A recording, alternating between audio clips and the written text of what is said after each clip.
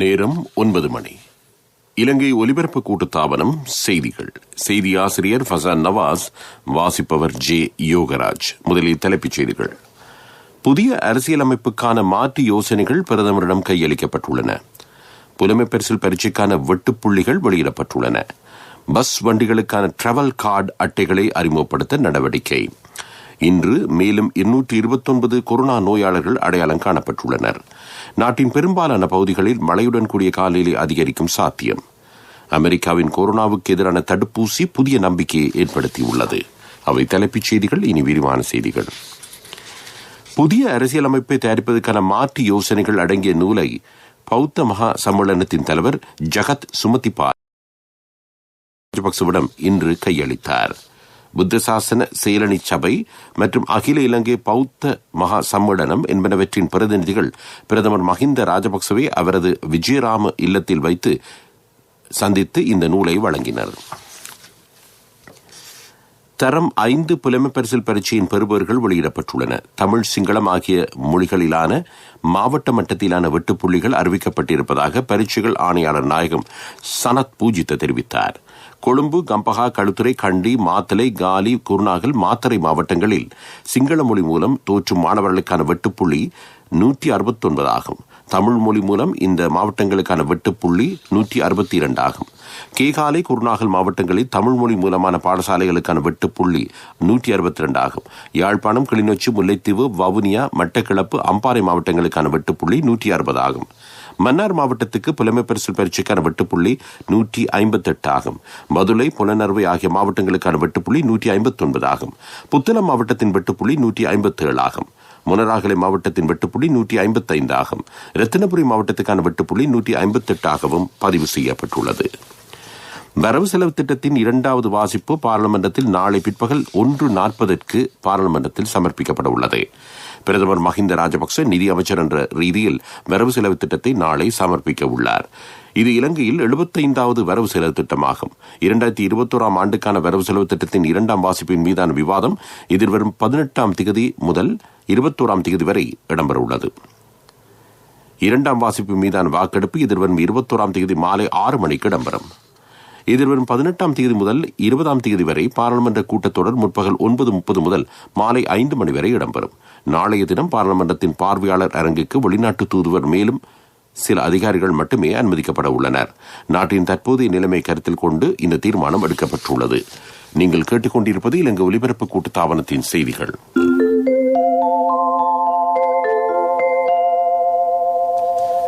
Bus வண்டிகளில் பணப்புழக்கத்தை குறைக்கும் நோக்குடன் டிராவல் கார்டு எனப்படும் அட்டையை அறிமுகம் செய்ய எதிர்பார்த்துள்ளதாக ராஜாங்க அமைச்சர் திலும் அமுனுகம தெரிவித்தார். இது தொடர்பான ஒப்பந்தங்கள் கண்காணிப்பு நடவடிக்கைகளுக்கென சட்டமா அதிபர் திணைக்களத்துக்கு அனுப்பப்பட்டுள்ளன. பஸ் கட்டண திருத்தத்தின் பின்னர் பயணிகளிடம் கூடுதலான பணம் அறவிடப்படுகின்றமை தொடர்பான கூடுதலான முறைப்பாடுகள் கிடைத்துள்ளன. பெரும்பாலான பஸ் நடத்துனர்கள் எஞ்சிய பணத்தை வழங்குவதில்லை என்று முறைப்பாடுகள் கிடைத்துள்ளதாகவும் ராஜாங்க அமைச்சர் திலும் அமுனுகம தெரிவித்தார். இவ்வாறானவர்களுக்கு எதிராக கடுமையான சட்ட நடவடிக்கை எடுக்கப்படும் என்று ராஜாங்க அமைச்சர் மேலும் தெரிவித்தார். நாட்டில் இன்றைய தினத்தில் இதுவரை 229 கொரோனா நோயாளர்கள் அடையாளம் காணப்பட்டுள்ளனர். இதில் பெரும்பாலானவர்கள் பாலியகுட மீன் சந்தையில் ஏற்பட்ட கோவிட் கொத்தணியுடன் தொடர்புடையவர்கள் ஆவர். திவுலப்பிற்றிய பாலியகுட கோவிட் கொத்தணியின் எண்ணிக்கை தற்சமயம் 14,017 வரை அதிகரித்துள்ளது. இதேவேளை கோவிட்-19 வைரஸ் தொற்றுக்குள்ளான 785 போலீஸ் அதிகாரிகள் அடையாளம் காணப்பட்டுள்ளனர். இதில் 191 பேர் விசேட அதிரடிப்படை அதிகாரிகள் ஆவர்.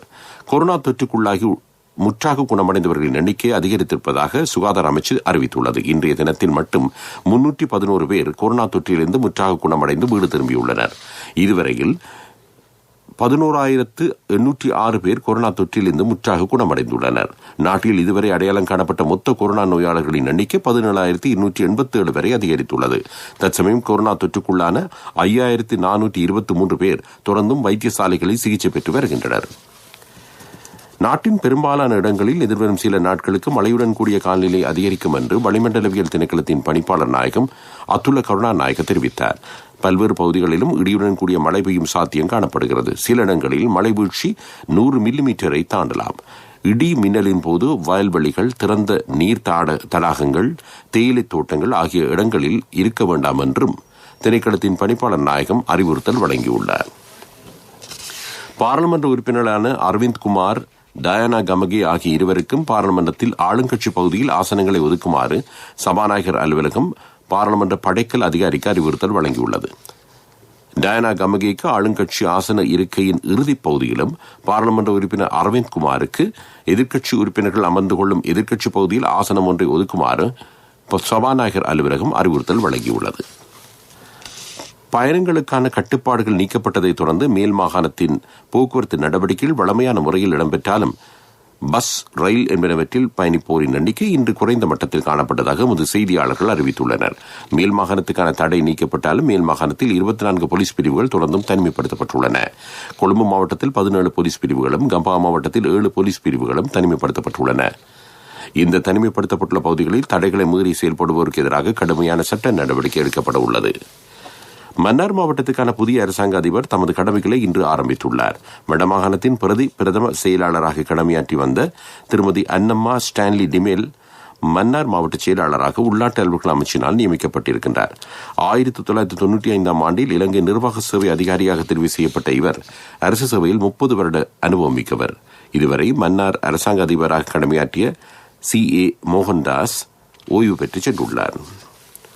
ஹட்டன் கொட்டுகலை ஜதன் சைட் தேயிலை தோட்ட வீதியில் பயணித்துக் கொண்டிருந்த லொரி ஒன்று வீதியில் இருந்து விலகி 50 அடி ஆழமான பாதாளத்தில் விழுந்திருக்கிறது. சம்பவத்தில் கடுமையான காயங்களுக்குள்ளான லொரியின் சாரதி கொட்டகல பிரதேச வைத்தியசாலையில் அனுமதிக்கப்பட்டதன் பின்னர் மேலதிக சிகிச்சைக்காக அவர் டிகோயா ஆரம்ப வைத்தியசாலையில் அனுமதிக்கப்பட்டுள்ளார். அவை உள்ளூர் செய்திகள். அடுத்து வருவது பிரதான செய்தி.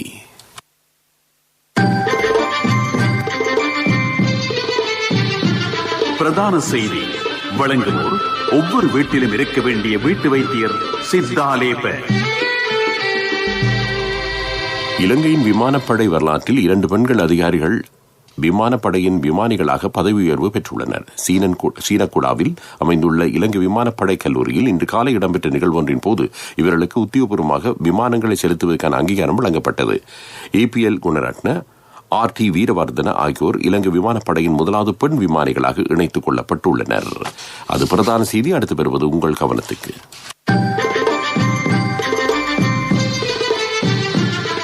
பிரதான செய்தி வழங்கியோர் ஒவ்வொரு வீட்டிலும் இருக்க வேண்டிய வீட்டு வைத்தியர் சித்தாலேப. உங்கள் கவனத்திற்கு.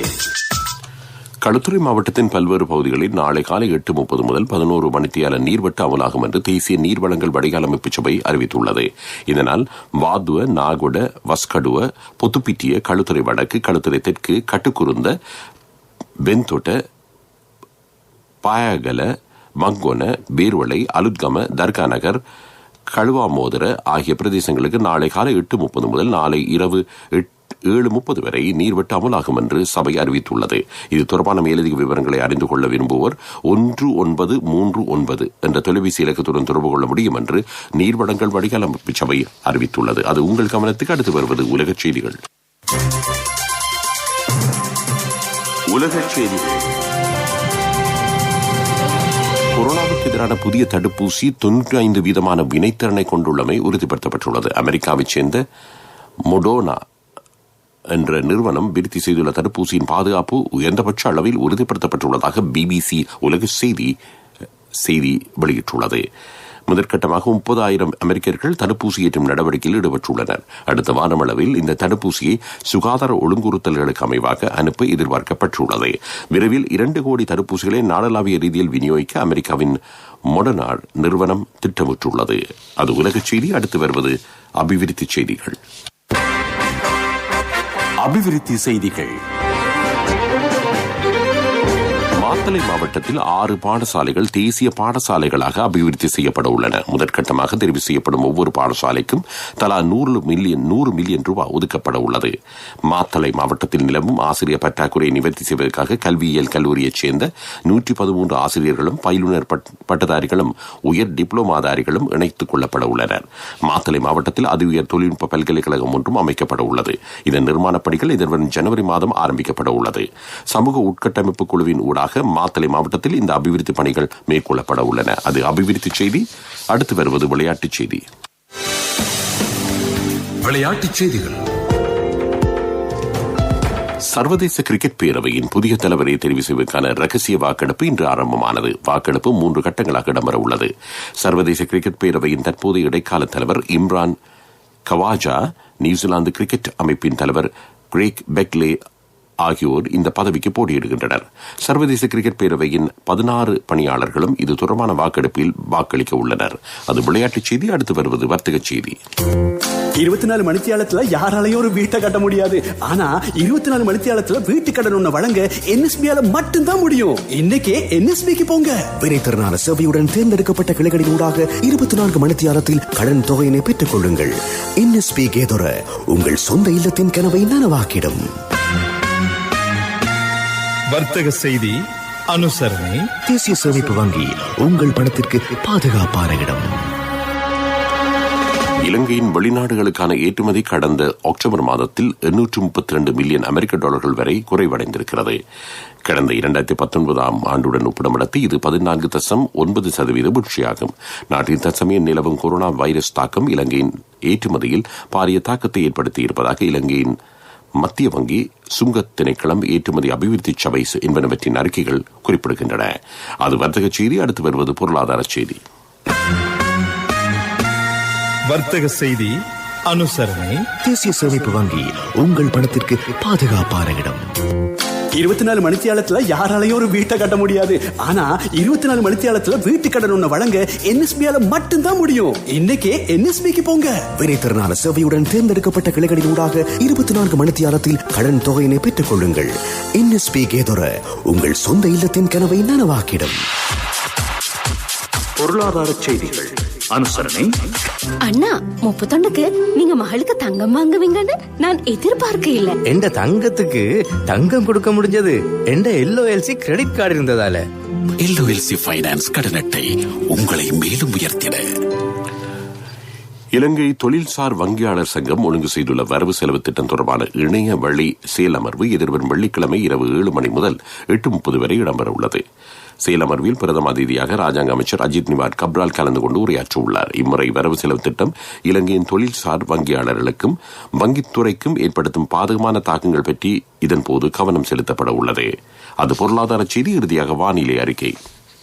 என் கணவன் எனக்கு தந்த மோதிரம் தான் என் வாழ்க்கை. LOLCக்கும் உங்களோட தங்கம் உயிரை போன்றது. உங்களோட தங்கம் எங்கள்கிட்ட இருக்கிற வரைக்கும் உங்களுக்கு ஆயுள் காப்புறுதி தருவது நாங்க மட்டும்தான். நேரத்துக்கு தவணை செலுத்த முடியாம போனா உங்களோட தங்கத்தை உங்களுக்கு திருப்பி தருவதுதான் எங்கட நோக்கம். உங்களோட தவணையை நேரத்துக்கு செலுத்த முடியாம போனா அதற்கு தீர்வும் நாங்க தருவோம். நான் எதிர்பார்த்த தொகையை விட அதிகம் கிடைச்சதும் இல்லாம வேலையும் சுலபமா முடிஞ்சு எனக்கு மதிப்புமிக்க பரிசும் கிடைச்சது. LOLCயிடம் இருந்த பெரும் சேவை தங்கத்துக்கு நிகரானது. LOLC ஃபைனான்ஸ் ரன்சவிரண்ய சேவை. தங்கம் காலநிலை அறிக்கை. வடக்கு, வடமத்திய, கிழக்கு, தெற்கு, ஊவா மாகாணங்களில் இடியுடன் கூடிய மழையை எதிர்பார்க்க முடியும் என்று வளிமண்டலவியல் திணைக்களம் அறிவித்துள்ளது. நாட்டின் பெரும்பாலான பகுதிகளில் நாளை மேகமூட்டம் காணப்படும். மன்னாரிலிருந்து காங்கேசன்துறை ஊடாக திருகோணமலை வரையிலான கடற்பிரதேசத்திலும், பேர்வளையில் இருந்து மாத்தறை ஊடாக பொத்துவில் வரையிலான கடற்பகுதியிலும் பல்வேறு தடவைகள் மழை பெய்யும் சாத்தியம் காணப்படுகிறது. இந்த கடற்பிரதேசங்களில் காற்றின் வேகம் மணிக்கு 70 கிலோமீட்டர்கள் தொடக்கம் 80 கிலோமீட்டர்கள் வரை அதிகரிக்கலாம். இதன்போது கடல் அலைகள் கொந்தளிப்பாக மாறும் சாத்தியம் காணப்படுகிறது. இந்த கடற்பிரதேசங்களுக்கு மீன்பிடிக்க செல்வோர் எச்சரிக்கையாக இருக்க வேண்டும் என வளிமண்டலவியல் திணைக்களம் விடுத்துள்ள அறிக்கையில் குறிப்பிடப்பட்டுள்ளது. இறுதியாக மீண்டும் தலைப்புச் செய்திகள். புதிய அரசியல் அமைப்புக்கான மாற்று யோசனைகள் பிரதமரிடம் கையளிக்கப்பட்டுள்ளன. புலமை பரிசில் பரீட்சைக்கான வெட்டுப்புள்ளிகள் வெளியிடப்பட்டுள்ளன. பஸ் வண்டிகளுக்கான டிராவல் கார்டு அட்டைகளை அறிமுகப்படுத்த நடவடிக்கை. இன்று மேலும் 229 கொரோனா தொற்றாளர்கள் அடையாளம் காணப்பட்டுள்ளனர். நாட்டின் பெரும்பாலான பகுதிகளில் மழையுடன் கூடிய காலநிலை அதிகரிக்கும் சாத்தியம். இத்துடன் செய்திகள் முடிவடைந்தன.